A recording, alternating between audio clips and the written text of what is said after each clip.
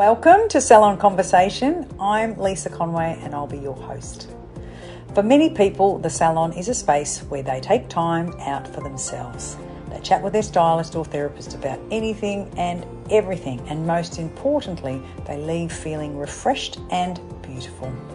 In this episode, I'm going to read a chapter from my first book, The Naked Salon, which is a hilarious take on running a small business, and in my case, a salon business. But many people have told me that it applies to all small business. The things that I heard standing behind that chair for almost 30 years, I could have sunk that town, you know. So sit back, relax and enjoy, and I promise you it will not be boring. Chapter 14. To be honest, that could be a whole book too. The reason I am frustrated with people who say, I just need to get some marketing done, I just need more clients. And my first question is, how long have you been in business? How long have you had your salon business? And they might say, 7 years or 5 years or how many years? And they're very proud of that. And I say, okay, so what did you do with the clients that you've had? They go, pardon? And I go, well, it says here that you're getting 5 or 10 new clients every week. So why aren't the numbers growing? And then they think, I don't know. I can tell you why. You got a hole in your bucket. Some people don't come back. So we tend to think of marketing to new clients. And I'm thinking, is that what you need? Is that what you really need? I think of marketing as invitations to come to you. So I've seen a lot of people who've blown up their business because of marketing. And that means that let's say they're sitting at 60 clients a week, and then they pay a marketing company. They might do all this whiz bang marketing and they get all these new clients and they can't manage them. And the team can't upsell them or recommend them any other service than what they came in for. So you've got this whiz bang $99 special, which you're not making any money on. But if your team can't transfer that client to be an ongoing client, well, that's a waste of your marketing spend. Pretty simple, really. And so I'm not a big fan of marketing until I can truly understand how your business model works. What's your loss clients? You know, where do you get clients now? Like, where do they come from? And most people can't tell you. They tell you word of mouth, which to me is just a lazy way of finding new clients, word of mouth. Do a good job and people will talk about you. Absolutely. But it's a really good idea to help that system work. So for me, marketing is when people are ready, right? So you think about this. If somebody in your town, say your neighbourhood, and let's say the lady from the real estate office, she knows everybody. They all do. They bought that person's house and they sold that person's house for them and all of that. So they know everybody. So let's say that lady comes into you and you market to her, then it's a fabulous deal, and she comes in for the first time. You're really pleased because she knows everyone in this town, and you don't do a good job, or the person that she looks after her does not do a good job. So now your marketing has just cost you, because she goes back to her real estate office and she tells everybody what a terrible job you did. So marketing really needs to be when you're ready, when your business has a lot of its, what would be the word, kinks ironed out. So if you're going to market to the public at a loss of when you're losing clients, then you're just going to do more. So let's say you get 10 new clients a week and you still remain on this same 60. If we market you and get 20 new clients and you still lose the same because you have the same strategy, then you just lose 20. So it's a waste of time, hey? So it's really important that you understand that I wouldn't be recommending anybody markets to a new client base until they're really sure of their client journey and what the delivery is like. And when you're truly confident in your customer journey, let's market now. And 2 ways that I think are the most important to market is, 1, have a new client introductory offer, which could be printed out on a card and you keep them in your handbag, and so do the girls that work with you and anybody else. And when someone wants to, meet you or talk to you, you just say, here you go. And it might be, let's say you have a particular service that might be a laser service or something like that, and they get $30 off or $50 off their first offer. But it's not $50 off something that costs $45. There's a problem. So the $50 is off perhaps a colour. If if you're a colorist in a hair salon, or maybe it's a treatment, skin treatment. But this is ongoing, consistent offer that you hand out to new people. You have to unpack that for everybody because it's different. But then the other one is that you do something for somebody and they do something for you. So in other words, if you're a hair salon, you match up with a beauty salon. If you're a beauty salon, you match up with a hair salon, and you might recommend to your clients and give them out to your clients and say, this is my friend, she's got a hair salon down the road. If you would like to, you can use this. And then the hair salon goes, this is my friend, she's got a beauty salon down the road. So that's another way of marketing. I think part of the problem today is social media would have us believe that that's really the only way. Social media is a fabulous platform, but I think that some people don't do it that well, and there's a lot of pressure to do it that way, and it's like having a TV channel. It's really fabulous, and I don't have anything against social media, but I think a lot of people can put a lot of money and effort into keeping up with the Joneses on social media, and I think that the deals are done in more quiet situations where you really know your audience and you know where else they shop, and you can do some sort of partner deal that way. Another way to market your business is the clients that you already have. They know you, they like you, and they trust you, and they really understand your business. So they would be the people who could refer a friend, and then they get rewarded for referring the friend, and then they pick the right type of person for you. Now, I can remember in many occasions when someone would ask me to do a refer a friend, and I know which one of my clients are more than happy to pay for, a high-end beauty service, and I know others that would not. So I can hand select the person and hand it to the right person. So that's like a more direct and personal approach to marketing, still marketing, but it's not this scattergun, let's just send the message out to the whole world and let's hope that all the wonderful qualities of a client come your way. That doesn't usually happen. So there's a couple of ways to look at your marketing, but I think the first thing that anybody does before they decide that I just need more clients, let's have a look at how long you've been in business, how many new clients do you get every week, and which are the clients that are non-returning. We have to find out why they're non-returning. And I would be absolutely across that before I looked at any marketing for anyone's business. We think the answer is more clients, and 100 out of 100 times it is not. We have to find out why do we need more clients before we can market. So hold your horses on the marketing. Sorry for the bad news, but it is more complex than that. And if you really want to grow your business carefully, steadily, and know what's going on, you've got to have a bit of a look in your own backyard first. 100%. You will thank me for that because it's really valuable information. Chapter 14. Simple marketing that works for you. The best advice I can give you about your marketing is that you must keep it simple.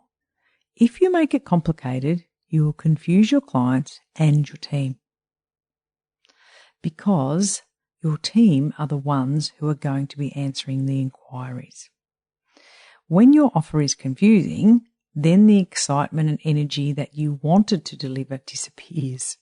Your team won't be enthusiastic about making the offer. So it will fail before it even reaches your clients, because they either won't hear about it at all or they won't be interested in it. The second important piece of advice I'll give you is, if it works, keep doing it. Once you have an offer that gets results, keep using it everywhere.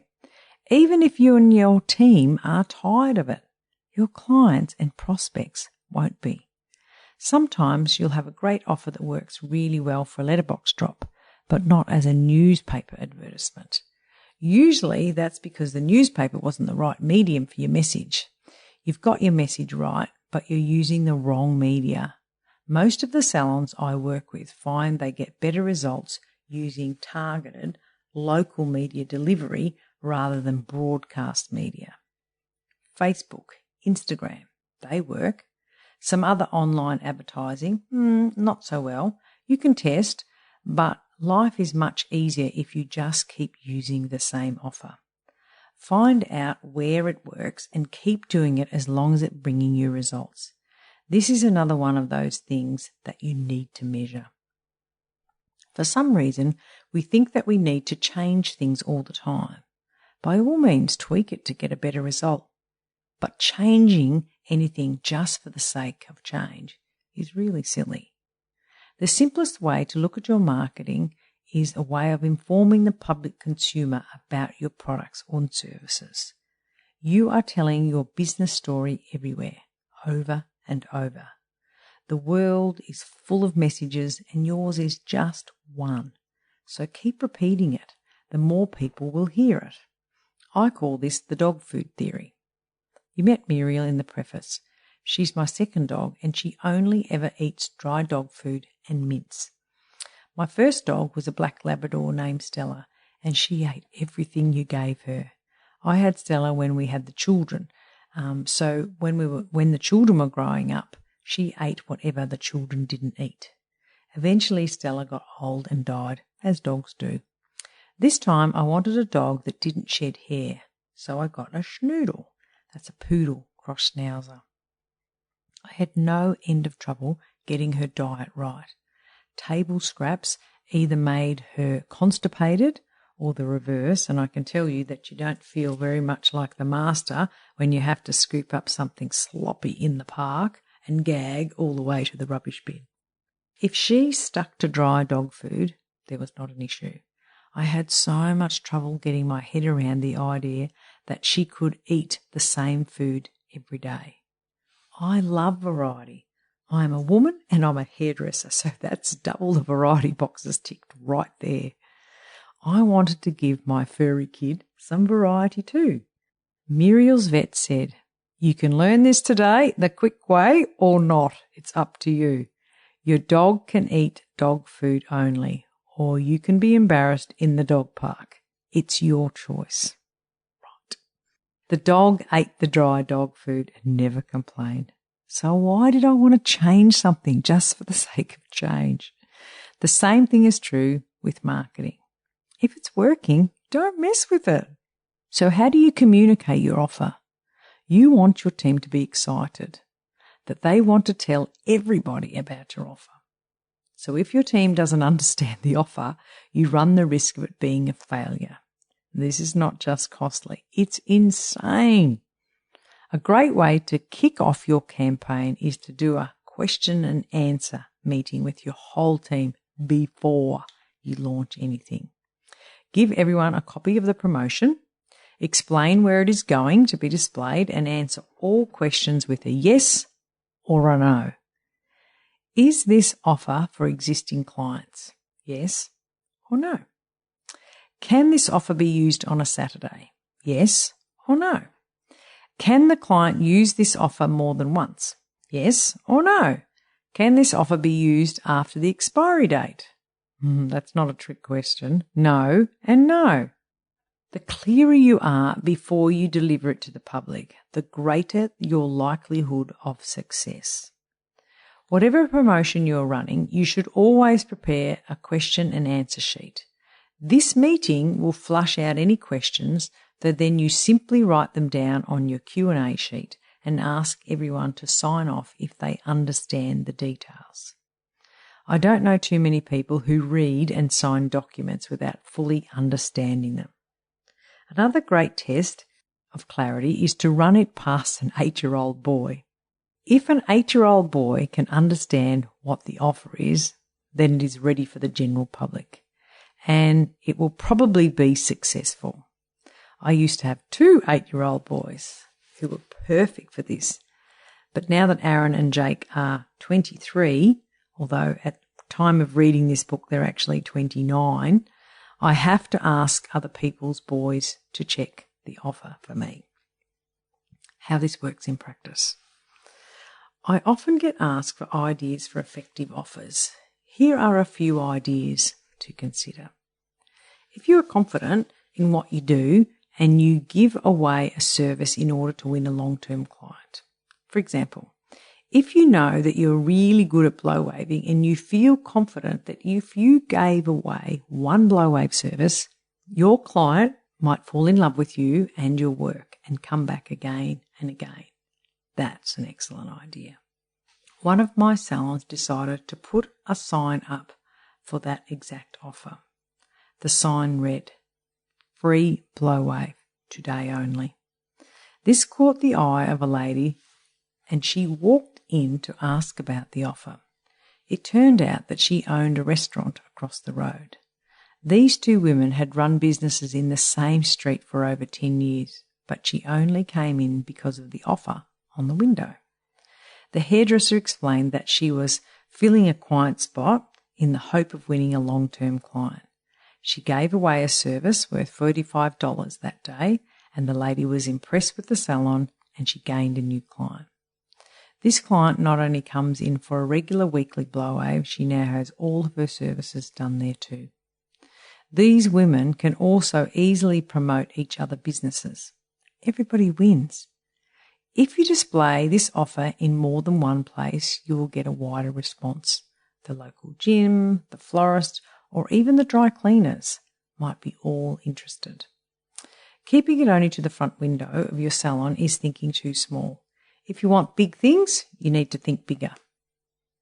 The gift of a free service is simple. It doesn't have 15 rules as when and how and what makes it more likely to work. If the offer said Sarah is offering a free service on Monday till 2 p.m, advance booking required, no GHD irons, and, you lost me way back. If you put your ad in the window and you don't get a response that day, don't just pull it down. Timing is important, so give it time to work. If it's not hurting you, you might just leave it there for years. The really key thing with marketing is twofold. Keep it simple, but think big. One offer, many places. I hope you enjoyed that and had a laugh or two. If you would like a copy of my physical book, there is a link in the show notes. I've also included the action points from the end of the chapters so that you can get started on your journey immediately. I would love it if you would like and share my podcast so that we can continue to grow together. And I'll talk to you all next week.